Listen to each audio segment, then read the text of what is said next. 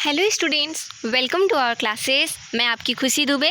तो बच्चा पार्टी आज के क्लास में हम लोग क्या करेंगे, IRC 2 chemistry 4 semester 2 new graduation policy के अकॉर्डिंग हम लोग अपना पोर्शन को देखेंगे। जैसे कि हम लोग पढ़ रहे थे ना केमिकल बॉन्डिंग, ये हमारा लेक्चर नंबर होगा 4 होगा, सॉरी माय मिस्टेक, ये हमारा लेक्चर नंबर 4 होगा। तो स्टूडेंट्स, जैसा कि मैंने केमिकल बॉन्डिंग स्टार्ट करा था और उसमें बहुत अच्छे से हम लोग केमिकल बॉन्डिंग का डेफिनेशन देखे थे, फिर कोवलेंट बॉन्ड देखे थे, फिर उसके बाद कोऑर्डिनेट बॉन्ड भी हम लोगों ने पढ़ा था। तो हम नहीं चाहते कि एग्ज़ाम में आपका एक भी क्वेश्चन इधर से उधर छूटे, ठीक है, क्योंकि अगर किसी भी चीज़ को हम लोग पढ़ रहे हैं ना तो बहुत अच्छे से पढ़ना चाहिए। I think this is my opinion. तो चलिए हम लोग अपने नेक्स्ट लेक्चर की ओर बढ़ रहे हैं। हमारा नेक्स्ट लेक्चर जो लेक्चर नंबर 4 है केमिकल बॉन्डिंग पे, उसमें हम लोग थोड़ा सा अच्छा एक चीज़ और बात की थी हम लोग, क्या कि लेटरल और ओवरलैपिंग वगैरह के बारे में हम लोग पढ़ रहे थे कि ओवरलैपिंग क्या होता है। जस्ट लाइक कोऑर्डिनेट बॉन्ड आप लोग पढ़े थे ना मेरे साथ, तो कोऑर्डिनेट बॉन्ड में हम लोगों ने क्या देखा था कि किसी भी मीन्स कह सकते हैं एक से ज़्यादा एटम, जैसा कि मैंने आपको बताया था कि एक से ज़्यादा एटम किसी सिंगल एटम के साथ अपना इलेक्ट्रॉन का शेयरिंग करती है ना बच्चा, तो फिर उसी को कहा जाता है क्या, तो उसी को कहा जाता है बच्चा पार्टी ये कोऑर्डिनेट बॉन्ड। क्लियर है? Coordinate bond, covalent bond, metallic bond, ionic bond, ये जितने भी चारों बॉन्ड्स हैं ना वो सारे आते हैं स्ट्रॉन्ग बॉन्ड के अंदर। मतलब ये जब भी इलेक्ट्रॉन की शेयर करेगी ना आपस में, तो किसी भी अनदर एटम के साथ, तो बहुत स्ट्रांगली करेगा। मीन्स आप पूरा ईजिली तरीके से इनको अलग नहीं कर सकते। जस्ट लाइक किसी किसी का बॉन्डिंग अगर देखा जाए तो 2 पर्सन की बॉन्डिंग या फिर किसी 2 थिंग्स की बॉन्डिंग, तो स्पेशली पर्सन की बात किया जाए प्रैक्टिकली तौर पे, तो क्या होता है कि बहुत ईजिली आप उन लोग दोनों अगर बहुत अच्छे दोस्त हैं या फिर बहुत अच्छा कुछ बॉन्डिंग है तो आप उनको ईजिली अलग नहीं कर सकते। बहुत बोलते हैं ना कि ट्रस्ट बहुत ज़्यादा है सामने वाले पे, तो आप चाह कर भी, अगर थर्ड पर्सन कितना भी पावरफुल क्यों ना हो, अगर ट्रस्ट दोनों में ट्रू है तो वो उसको अलग नहीं किया जा सकता है। उनके बीच में ओवरलैपिंग मीन्स अगर उन दोनों के बीच की बॉन्डिंग बहुत अच्छी है तो आप उनको अलग नहीं कर सकते, ठीक है। ओवरलैपिंग का एक अनदर वर्ड हम ले सकते हैं अटैचमेंट। ओवरलैपिंग का अनदर वर्ड क्या ले सकते हैं, अटैचमेंट। और उस अटैचमेंट के कारण जो रिएक्शंस होती है दैट इज बॉन्ड। क्लियर है?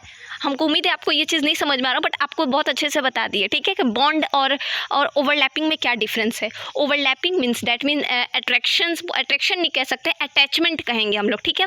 और उस अटैचमेंट के कारण जो बॉन्डिंग बनती है, जो फीलिंग आती है, that feeling is called bond. उसी को केमिस्ट्री में बॉन्ड बोल दिए। मीन्स क्या कि 2 एटम के बीच में जब रिएक्शंस करवा रहे हैं, मीन्स जब उन दोनों के बीच में अटैचमेंट करवा रहे हैं, जब ओवरलैपिंग करवा रहे हैं, तो फिर क्या जो रिएक्शंस निकलेगा, दैट रिएक्शंस के कारण जो बॉन्डिंग बनेगा, जो रिएक्शन होगा वो दैट इज बॉन्ड, कि हाँ इनका बॉन्ड ये निकला, इनका बॉन्ड वो है, ये है, दैट टाइप ऑफ थिंग्स हम लोग कहते हैं, यहाँ पे बात कर रहे हैं, ठीक है। तो स्टूडेंट्स, कोलैटरल ओवरलैपिंग का मतलब होता है जस्ट बगल वाला के साथ। जस्ट बगल वाला का मतलब क्या होता है मैम, तो जस्ट बगल वाला का केमिस्ट्री में बात किया जाए तो आज आप लोग एक चीज़ आपको मोस्ट इंपॉर्टेंट थिंग हमको बताना था आपको, कि बहुत बच्चे क्या कर रहे हैं कि थोड़ा सब्सक्राइब वगैरह नहीं कर रहे हैं, तो आपसे रिक्वेस्ट है कि थोड़ा चैनल को आगे बढ़ाइए ताकि हम लोग बहुत अच्छे से वीडियोस में बात कर सके। बहुत अच्छे से इंपॉर्टेंट क्वेश्चन अब आप लोग के लिए आने वाला है। जैसे ये इनऑर्गेनिक कंप्लीट होगा, मोस्ट इंपॉर्टेंट क्वेश्चन हम लोग ऑर्गेनिक के, मोस्ट इंपॉर्टेंट क्वेश्चन हम लोग फिजिकल के और इनऑर्गेनिक के भी, हर चीज़ का इंपॉर्टेंट क्वेश्चन करेंगे। पर उसके लिए आपकी भी इंपॉर्टेंस बहुत ज़रूरी है, तो आप ज़्यादा से ज़्यादा लोग के साथ शेयर करके इस वीडियो को बढ़ाइए। कमेंट सेक्शन में कमेंट कीजिए, तब ना नेक्स्ट वीडियो के लिए हम लोग बहुत ज़्यादा अच्छे से, बहुत जल्द मुझे भी लगेगा कि हाँ बच्चे को नीड है। तो स्टूडेंट्स, आप लोग बहुत अच्छे से इन सब चीज़ों को क्लियर करिए, ठीक है। तो चलिए हम लोग देख रहे थे इसका ओवरलैपिंग, कोलैटरल ओवरलैपिंग, थोड़ा सा समझते हैं इसमें ये चीज़ क्या है। लेटरल का जस्ट मतलब होता है जस्ट सामने, जस्ट बगल वाला, जस्ट सामने, जस्ट लाइक अगर एग्जाम्पल लेके चलें तो थोड़ा सा फिजिक्स में आपको लेके चलते हैं। थोड़ा सा फिजिक्स में क्या मैम, कि सपोज करिए ये आपका आईना है, आप यहाँ पे खड़े हो। अब हम आपको 3D तो दिखा नहीं सकते, 3D मूवी टाइप, तो ये आपका आईना है, यहाँ पे आप खड़े हो, आप आईने में अपना फेस को देख रहे हो, आप आईने में अपने फेस को देख रहे हो, तो क्या देख रहे हो कि बायां वाला दायां दिखेगा, दायां वाला बायां, मतलब क्या वहाँ पे लेटरल टाइप दिखता है, कुछ लेटरल कन्वर्शन होता है वहाँ पे, लेटरल आपको फेस दिखेगा। दैट मीन आप खड़े ठीक हो, आप खड़े बायां, तो बाएं वाली चीज़ दाएं में दिखेगी, दाएं वाले बाएं में, मीन्स आप टर्न दिखते हो, उल्टा दिखते हो, घूमे हुए दिखते हो। आप ऐसा तो नहीं है कि आईना में भी वैसे ही दिखते हो, तो ऐसा नहीं ना होता है। आपका सामने वाला, आप भले आईना को एकदम सामने से देख रहे हो, तो जब आईना देखेगा तो आईना आपके एकदम लेटरल साइड से, आप समझ रहे हो ना हम क्या कहना चाह रहे हैं, उस अकॉर्डिंग आपको देखेगा। तो जब इस टाइप के एटम्स के साथ बॉन्डिंग बनती है ना, इस टाइप के एटम्स के साथ जब ओवरलैपिंग होती है, तो दैट इज़ कोलैटरल ओवरलैपिंग। मतलब क्या कि मैम समझ में नहीं आ रहा है मैम, तो मतलब ये कि अगर कोई एटम है, स्टूडेंट्स देखिए यहाँ पे, ठीक है, ध्यान से समझिए हम क्या कहना चाह रहे हैं, क्योंकि एग्ज़ाम में क्वेश्चन पूछेगा आपसे, और एग्ज़ाम में क्वेश्चन आपसे, आपको क्या लगता है ये बताइए तो सबसे पहले। तो बोले मैम क्या हुआ, आपको क्या लगता है कि क्वेश्चन आपको इजी दे देगा क्या, कि डिफाइन कोलैटरल, डिफाइन ये, डिफाइन वो, कुछ डिफाइन उफाइन नहीं, डायरेक्टली पूछेगा आपसे कि जब ओवरलैपिंग होता है, जब लेटरल कन्वर्शन में ओवरलैपिंग होता है तो हमको बताइए कि रिएक्शंस कैसे होते हैं, ओवरलैपिंग कैसा होता है, जब दो एटम के बीच में कोलैटरल ओवरलैपिंग हो तो उसके कंडीशंस क्या होते हैं। आपको एग्जाम में क्वेश्चन ऐसे पूछे जाएंगे, समझ में आया। सीधा सीधी आपसे डेफिनेशन नहीं केमिस्ट्री में पूछा जाता है, आप केमिस्ट्री का कोई भी प्रीवियस ईयर क्वेश्चन मान के चलते हैं कि इस साल नया ग्रेजुएशन पॉलिसी है, इस साल तो और ज़्यादा लैंग्वेज कर दिया गया है। पहले था कि पहले लिख देता था आदमी, कॉपी भर देता था तो चलो बच्चा पास भी कर जाता था। इस बार यूनिवर्सिटी वैसा नहीं करेगी। इस बार जब आप ग्रेजुएशन पास आउट होकर निकलोगे ना, आपके पास आर्ट्स, कॉमर्स, साइंस, बीएससी जो आप कह रहे हैं सबका नॉलेज आपके पास होगा। इसीलिए तो हर पेपर में IRC चेंज हो रहा है, हर थीम्स, हर सब्जेक्ट्स चेंज हो रहा है, यही कारण है। स्ट्रीम भले सेम है, साइंस है तो साइंस ही है, लेकिन साइंस में हर सब्जेक्ट को डाल दिया गया है, आर्ट्स में हर सब्जेक्ट को डाल दिया है, कॉमर्स में सब सब्जेक्ट को डाल दिया है, ठीक है। तो इसीलिए आपको ये चीज़ें को इस सारी चीज़ों का ध्यान रखना होगा, हम जो कह रहे हैं, और हम जो कह रहे हैं कुछ सोच के कह रहे हैं, कुछ देख के कह रहे हैं, तो प्लीज़ आप लोग उस चीज़ को एनालाइज कीजिए कि क्या है क्या नहीं है, ठीक है। तो आपको अपने लेवल को देखना होगा, समझना होगा। क्वेश्चन ज़रूरी नहीं है कि हमें लाइफ में जो चीज़ जितना सीधा हम देख रहे हैं उतना ही सीधा हो, ठीक है। कभी कभी बहुत सारी चीज़ें उल्टा भी दिखती हैं, तो आपको उल्टा ही दिखना है। उल्टा मतलब घुमा के नहीं, उल्टा मतलब ज़रूरी नहीं है कि जो चीज़ जितना सीधा दिख रहा है उतना होगा, ठीक है। आपको बहुत अच्छे से हर चीज़ से रिलेट करके देख लीजिएगा इसको, ठीक है, चाहे स्टडी हो चाहे कुछ भी हो। तो इसीलिए आपको हर चीज़ को थोड़ा सा घुमा के देखना है, हर एंगल से देखना है। हाँ, कभी कभी ऐसा भी होता है कि ज़रूरी नहीं हम जिस चीज़ को टेढ़ा तरीका से देख रहे हैं वो टेढ़ा ही हो, ठीक है। तो इस चीज़ को लेके कंफ्यूज नहीं होना, हमेशा दोनों पहलू सोचा जाता है, ठीक है। तो जैसा कि केमिस्ट्री में हम बात कर रहे हैं यहाँ पे, तो केमिस्ट्री पे हम आते हैं कि कोलैटरल ओवरलैपिंग में आपसे सिंपली एक दे देगा कि बताइए कि जब दो स्ट्रक्चर दे देगा आपको, कुछ इस टाइप से बना दिया जाएगा, ठीक है, कुछ इस टाइप से बना दिया जाएगा, कहा जाएगा कि इस पर कोलैटरल ओवरलैपिंग किया जाए तो कंडीशंस क्या निकलेगी। तो सबसे पहले आपको करके दिखाना होगा ये पूरे चीज़ को, उसके बाद आपको लिखना होगा नीचे में। एक चीज़ याद रखिएगा, केमिस्ट्री में कोई भी स्ट्रक्चर बनाने बोलेगा ना आपको, या फिर कोई भी कंडीशन लिखने बोलेगा, तो आप स्ट्रक्चर बना के तब उसके बारे में लिखिएगा। ये आपको टॉप करवाने लेवल तक का मार्क्स दे सकता है। मेरा ये बात कभी एग्जाम में बैठ के मत भूलिएगा, हमेशा याद रखिएगा। केमिस्ट्री में लैंग्वेज, थ्योरी बहुत मैटर करता है, और स्ट्रक्चर आप बना रहे हो तो स्ट्रक्चर के साथ थ्योरी बहुत ज़्यादा मैटर करता है, ठीक है। तो किसी भी चीज़ का स्ट्रक्चर बनाइएगा, कोई भी चीज़ करिएगा, उसमें थ्योरी उसी के बारे में कि हाँ दो एटम ये ले लिए, एक एटम ये ले लिए, ओवरलैपिंग करवा दिए, ऐसे हो गया, इस टाइप का ज़रूर लिखिएगा, ठीक है। तो जैसा कि यहाँ पे अभी हम लोग बात कर रहे थे, तो SPD ऐसा हम बार बार बोल रहे हैं कि अगर इलेक्ट्रॉनिक कन्फिग्रेशन जो है आप लोग का, वो बहुत अच्छे से क्लियर होना चाहिए। क्योंकि एक चीज़ याद रखिएगा, जो हमारा ओवरलैपिंग, स्ट्रांगली ओवरलैपिंग होता है वो PDF के तौर पे होता है, S में नहीं होता है। क्योंकि हमने स्टार्टिंग में ही आपसे कहा था कि जस्ट एग्जांपल भी मैंने लिया था कि जब हम किसी से न्यू मिलते हैं तो तुरंत हमारी बॉन्डिंग नहीं बन जाती है, बॉन्डिंग बनने में थोड़ी सी टाइम लगती है, कुछ स्टेज के बाद हम लोग जाके बॉन्डिंग में आ जाते हैं। तो तभी वही केस यहाँ पे भी है, S में बॉन्डिंग नहीं बनेगी, मीन्स न्यूक्लियस के जस्ट बाद जो हमारा सेल है उसके साथ नहीं बनेगा बॉन्डिंग किसी अदर एटम का। लेकिन धीरे धीरे जैसे दोनों आपस में ओवरलैप कर जाएगा, सारे एटम्स के सारे जितने भी सेल्स है एक दूसरे से अटैच होने लगेंगे, ठीक है। और इलेक्ट्रॉन शेयर होने लगेगा हर एक एटम के, हर एक सेल के साथ, हर एक ऑर्बिट में। क्लियर हुआ। नेक्स्ट बात करें अगर हम यहाँ पे, चलिए एक चीज़ और हम आपको बताएंगे कि कोएक्सियल और कोलैटरल का मतलब क्या होता है। जैसे कि मैंने आपको बताया ना, लैटरल का मतलब होता है सेम वही चीज़ उल्टा दिख रहा है हमको, ठीक है। अगर ऐसा तो नहीं ना है कि आईना में आप खड़े हो और आपकी छोटी बहन दिख जाएगी, आईने में आप देख रहे हो अपने आप को, आपके पापा दिख जाएंगे या आपकी मम्मी दिख जाएगी, तो बोले मैम क्या बात कर रहे हैं आप। तो इसीलिए यही चीज़ लैटरल का मतलब होता है आप ही के जैसा कोई उल्टा दिखना, ठीक है। उल्टा कहने का मतलब आपका उल्टा नहीं, आप ही दिखना, ठीक है। बस हाँ, डिफरेंस ये रहेगा कि आपका जो लेफ्ट में वो हाँ राइट में दिखेगा, वो राइट में वो लेफ्ट में दिखेगा, लेकिन होगा वही चीज़, सेम चीज़ वही है। क्लियर हुआ।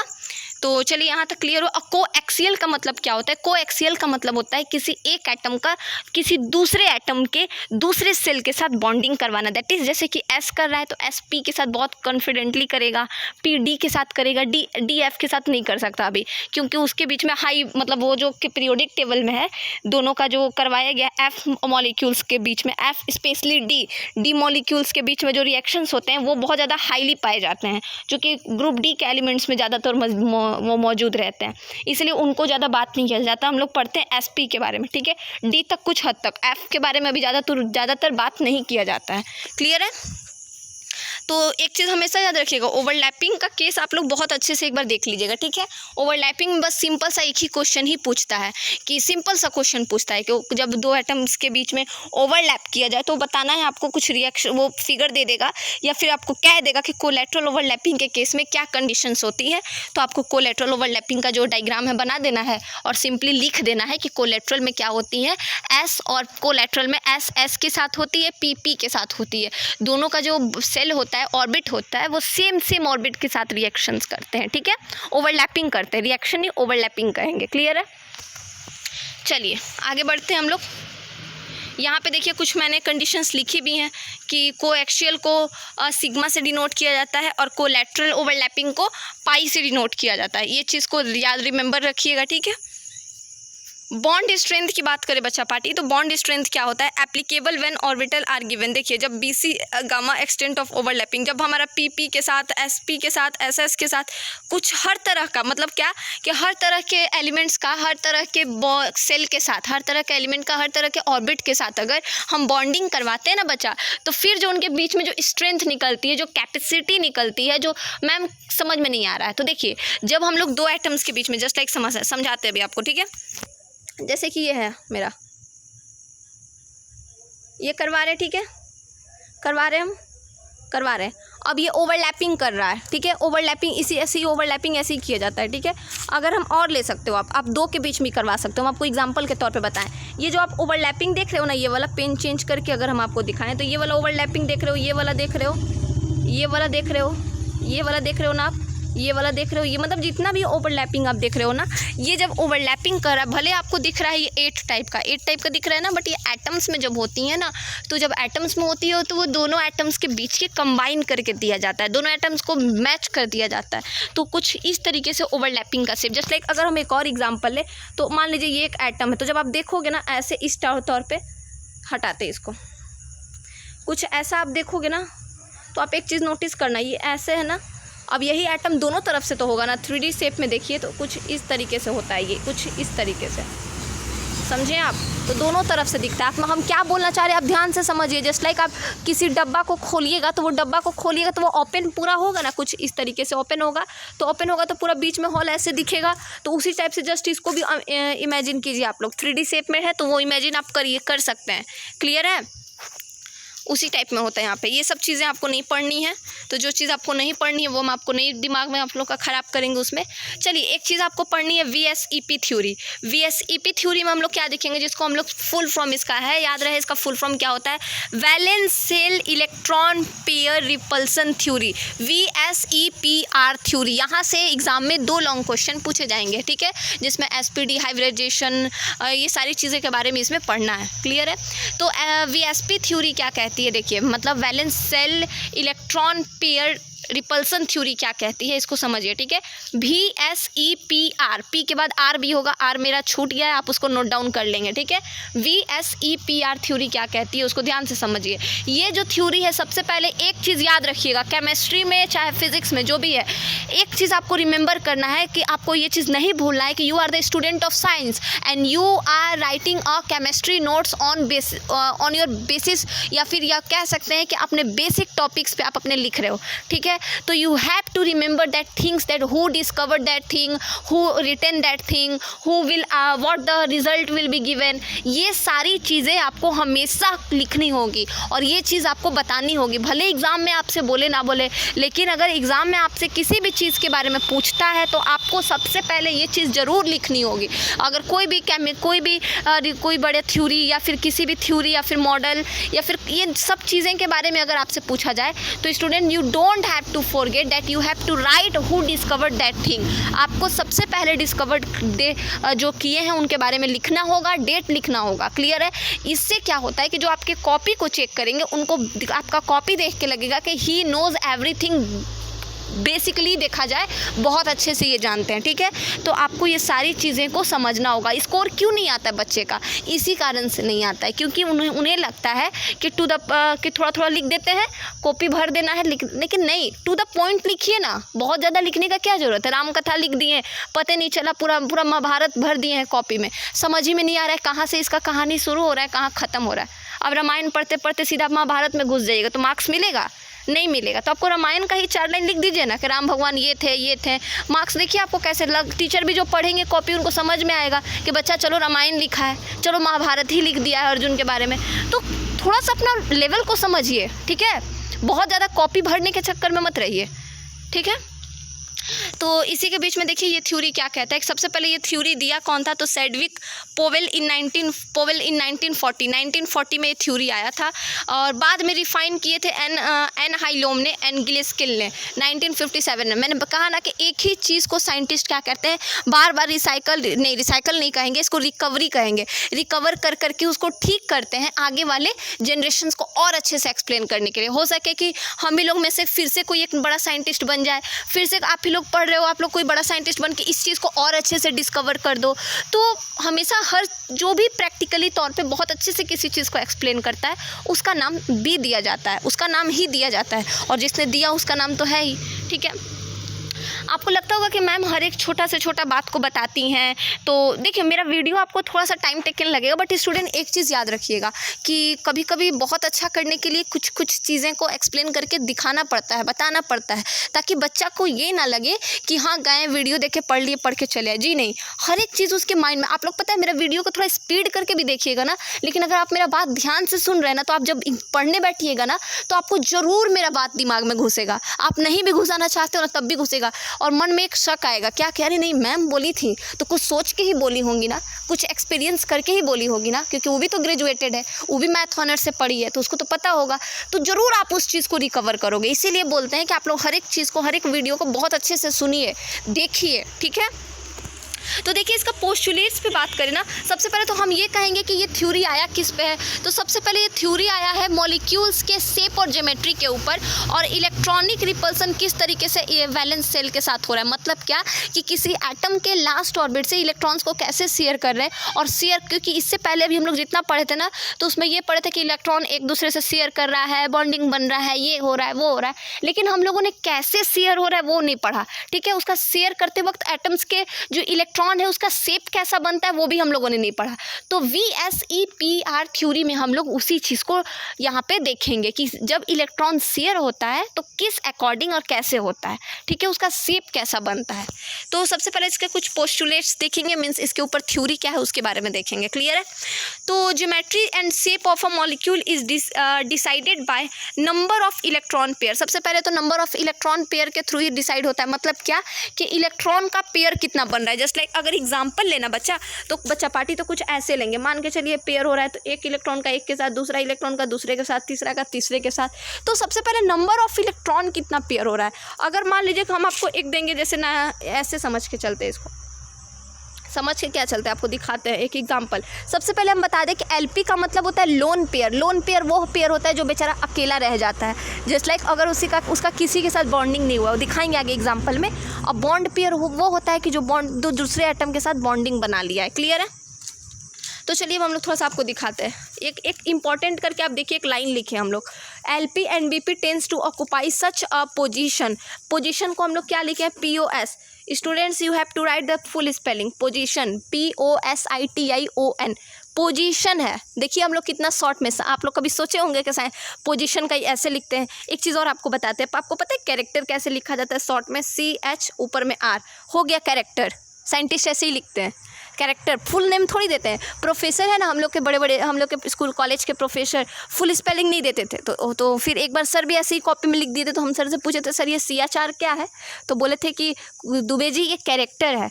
तो तब हमको समझ में आया था कि अच्छा कैरेक्टर ऐसे लिखते हैं शॉर्ट में, तो इसीलिए आपको भी हम बता दिए। ठीक है, तो occupies such a position that minimize electron repulsion and maximize distance. मतलब क्या कहता है कि लोन पेयर बॉन्ड पेयर क्या करता है, जब बेसिकली तौर पे इलेक्ट्रॉन के लास्ट ऑर्बिट से एटम्स के लास्ट ऑर्बिट से वैलेंस इलेक्ट्रॉन का शेयरिंग होता है, और वहाँ पे एक चीज़ क्या होता है कि वहाँ पे मैक्सिमम से मैक्सिमम इलेक्ट्रॉन्स को शेयर किया जाता है, मतलब और वहाँ पे डिस्टेंस को देखा जाता है कि डिस्टेंस कितने वहाँ पे बन रहे हैं, कितना ज़्यादा हो रहा है, कितना कम हो रहा है, वो सारी चीज़ों को हम लोग वहाँ पे देखते हैं।